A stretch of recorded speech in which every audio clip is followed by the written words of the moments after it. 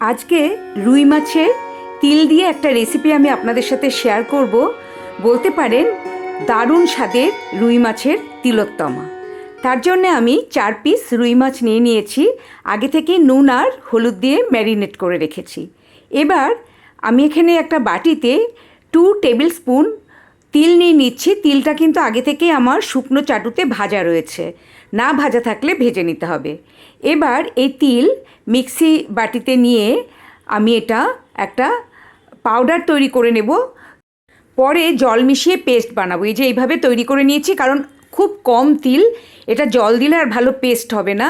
সেই জন্যে আমি আগে শুকনো গুঁড়ো করে এবার জল মিশিয়ে এটার একটা পেস্ট বানিয়ে নিচ্ছি। এইভাবে জল দিয়ে পেস্ট বানিয়ে নিতে হবে। যে কোনো অল্প জিনিস মিক্সিতে খুব ভালো গুঁড়ো হতে চায় না বা পেস্ট হতে চায় না, তো সেক্ষেত্রে শুকনো করে নিলে সেটা কিন্তু ভালো গুঁড়ো হয়ে যায়। এবার এই দেখুন জল দিয়ে পেস্ট বানিয়ে নিলাম। এখন গ্যাসে কড়াই বসিয়ে পরিমাণ মতো তেল নিয়ে নিচ্ছি।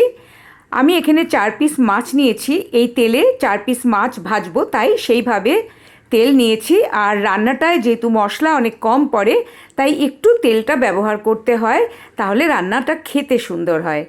এবার তেল গরম হওয়ার পর আমি মাছগুলো দিয়ে অল্প করে ভেজে নেব, খুব বেশি কিন্তু কড়া করে ভাজবো না।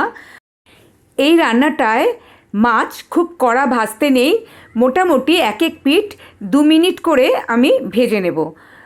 এই পাশটা 2 মিনিট ভেজে নিচ্ছি, আবার পরে উল্টে আর এক পাশ 2 মিনিট ভেজে নেব।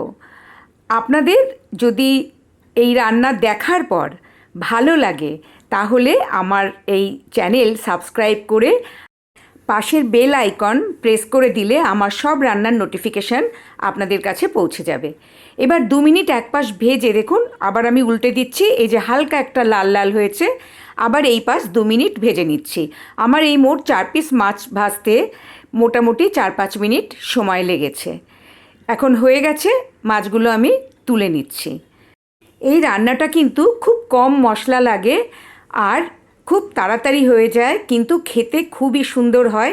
তিল দিয়ে এটা একটা নতুন অন্য ধরনের রেসিপি। আপনারা আশা করি অবশ্যই একবার করবেন। এই যেইভাবে দেখুন ভেজে নিলাম। এখন এই তেলেই আমি 8 কোয়া রসুন পেস্ট করে রেখেছি, সেটা দিয়ে দিলাম। এখন কিন্তু লো ফ্লেমে রসুন আর আদা আমি একটু ফ্রাই করে নেব। তো গ্যাসের ফ্লেম লোতে রেখে এই রসুনটা আমি 1 মিনিট মতো একটু ফ্রাই করার পর 1/2 ইঞ্চি আদা পেস্ট করে রেখেছিলাম সেটাও দিয়ে দিলাম, আর সেটাও 30 সেকেন্ড মতো একটু নেড়ে চেড়ে নিচ্ছি। এবার আদা রসুন একটু কষিয়ে নিয়ে এখানে আমি 1 টেবিল স্পুন সর্ষের গুঁড়ো আমি ভিজিয়ে রেখেছি 15-20 মিনিট আগে। মার্কেটে যে সর্ষের গুঁড়ো পাওয়া যায়, আমি সেই গুঁড়োই সবসময় ব্যবহার করি। আপনারা চাইলে কিন্তু সর্ষে বেটে এখানে ব্যবহার করতে পারেন। আমি 1 টেবিল স্পুন সর্ষের গুঁড়ো ভিজিয়ে রেখেছিলাম, সেটা দিয়ে দিলাম। এবার 5টা লঙ্কা পেস্ট করে রেখেছিলাম, সেটাও দিয়ে দিলাম। এবার এই মশলাগুলো একটু নেড়ে চেড়ে মিশিয়ে দিচ্ছি। আর আপনাদের আমার এই রান্নাটা ভালো লাগলে তাহলে কমেন্ট করে জানাবেন, আর লাইক আর শেয়ার করার জন্য অনুরোধ রইল। এখানে 2 টেবিল স্পুন দই আমি ভালো করে ফেটিয়ে রেখেছিলাম, সেটা দিয়ে দিলাম। আর বাটিটা ধুয়ে সামান্য একটু জল দিয়ে দিলাম, দইয়ের বাটিটা ধুয়ে। এবার 4টে লঙ্কা দিয়ে দিলাম এর মধ্যে। আর এখন এখানে আমি সামান্য একটু হলুদ ব্যবহার করছি, মানে 1/4 টিস্পুন মতো হলুদ এখানে ব্যবহার করলাম। এই রান্নাটায় হলুদ কিন্তু খুব বেশি দিতে হবে না, তাহলে রঙটা নষ্ট হয়ে যাবে। এবার এগুলোও সব মিশিয়ে দিয়ে এখন এখানে আমি তিল যেটা পেস্ট করে রেখেছিলাম সেটার মধ্যে আরও একটু জল মিশিয়ে দিয়ে দিলাম। আর বাটি ধুয়ে সব মশলাই যখন দিচ্ছি বাটিটা ধুয়ে একটু করে জল দিয়ে দিচ্ছি। আমি এখানে খুব বেশি জল ব্যবহার করব না। সব মশলার বাটিগুলো ধুয়ে যে সামান্য সামান্য জল ব্যবহার করেছি, এই জলেই এই রান্নাটা হবে। এবার এই ঝোলটা ফোটার 1 মিনিট বাদে আমি এখানে পরিমাণ মতো লবণ দিয়ে দিচ্ছি। কারণ যেহেতু দই ব্যবহার করেছি, দই দিলে লবণ আগে দিয়ে দিলে দই ফেটে যায়। সেই জন্যে যখন ফুটে উঠবে তার 1 মিনিট 2 মিনিট বাদে যদি লবণটা পড়ে, তো তাহলে দই ফাটে না। তো এবার মাছগুলো দেখুন দিয়ে দিলাম, ভালো করে ঝোল ফুটে উঠেছে। এবার এখানে একটু চিনি ব্যবহার করব। যেহেতু দই দিয়েছি তাই ব্যালেন্স করার জন্য হাফ টিস্পুন চিনি দিয়ে দিলাম। রান্নায় কোনো টক ব্যবহার করলে একটু সেক্ষেত্রে চিনি দিয়ে দিলে স্বাদের ব্যালেন্স আসে। ঝোল ভালো করে ফুটে ওঠার পর গ্যাসের ফ্লেম লো করে ঢাকা দিয়ে 3 মিনিট এই রান্নাটা আমি করে নিচ্ছি। আর 3 মিনিট লো ফ্লেমে রান্না করার পর আমি ফিরে এসে ঢাকনা খুলে দিচ্ছি।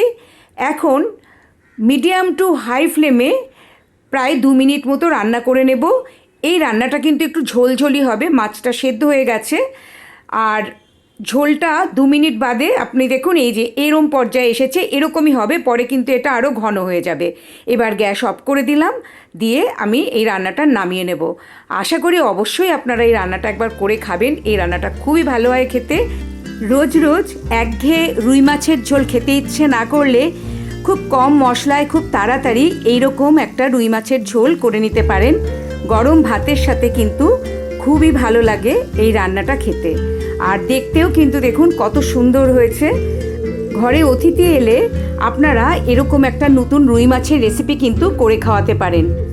আমাকে কমেন্ট করে জানাবেন রান্নাটা আপনাদের কেমন লাগলো। আমি আবার আসবো কোনো নতুন রান্নার সাথে।